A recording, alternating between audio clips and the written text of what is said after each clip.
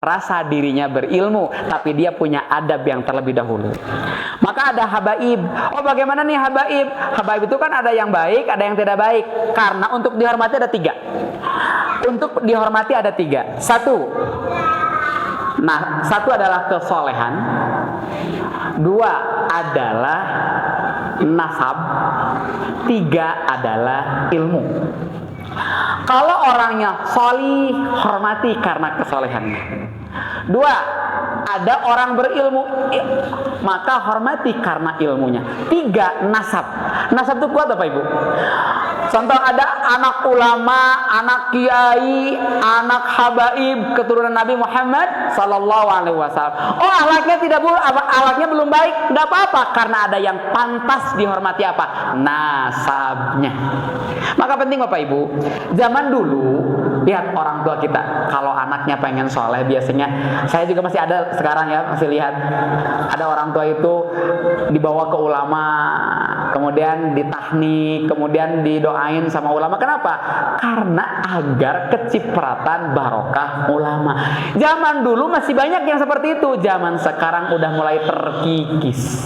Coba zaman dulu, ketika kita masih kecil, mungkin yang Bapak Ibu di kampung, di daerah, kalau ada guru ngaji, biasanya kita guru ngaji itu nggak pernah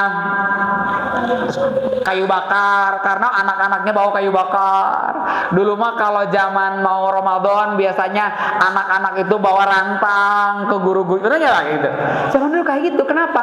Adab menghormati nasab. Itu pertama ya. Yang kedua, adab ilmu. Punya ilmu tinggi, kita hormati karena ilmunya. Tiga, ternyata soleh, hormati karena kesolehnya. Bagaimana kalau kumpul tiga-tiganya? Bagus. Kalau belum kumpul, kalau ada salah satunya, tetap hormati, adabi, gitu kan, seperti itu. Jadi jangan sampai kayak gini. Naudzubillah min dzalik. Ada perkataan bahwa orang tua Rasulullah Sallallahu Alaihi Wasallam itu masuk neraka. Ada kan? Kayak gitu. Itu benar enggak? Itu kurang adab namanya. Nggak usah dibahas, karena para ulama juga berbeda pendapat. Ada yang namanya masa patroh, dalilnya jelas.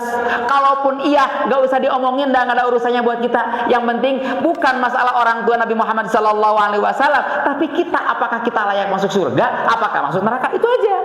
Nggak usah yang sekiranya untuk itu nggak usah dibahas. Sekarang kebanyakan akhirnya jadi perdebatan. Itu tandanya kurang adab. Bahkan hati-hati Bapak Ibu. Kemarin tanggal 10 Asyura di Bandung ramai kan, yang tentang Syiah. Itu ramai itu, ramai banget. Maka lagi-lagi itu adabnya kurang benar. Mencintai sahabat Nabi Muhammad Sallallahu Alaihi Wasallam, Sayyidina Ali, tetapi tidak mencintai yang lain.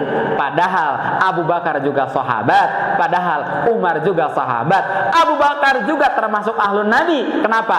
Mertua Nabi Muhammad Sallallahu Alaihi Wasallam. Umar juga termasuk mertua Nabi Muhammad Sallallahu Alaihi Wasallam. Utsman apalagi? Utsman bin Affan adalah mantu Nabi Muhammad Sallallahu Alaihi Wasallam. Dua putrinya Durunain, gitu kan? Satu Ummu Kulsum, dua Siti Sayyidina Zainab. Berarti kenapa hanya ke Ali? Nah, itu kurang adab. Jadi kita harus hati-hati dengan aliran-aliran yang tidak sesuai dengan ahlus sunnah wal jamaah. Siapa ahlus sunnah wal jamaah? Tadi yang seimbang, tidak terlalu nganan, tidak terlalu ngiri, tapi dia tetap ada di koridor yang baik. Kesimpulan yang tadi, bukan mana yang terlebih dahulu, tapi dahulukan ilmu adab di dalam mengajari anak-anak dan tentunya diri kita juga, agar apa? Ketika berilmu, kita tidak merasa orang yang berilmu, kemudian kita gegabah terhadap orang-orang yang berilmu. Cukup ya Pak?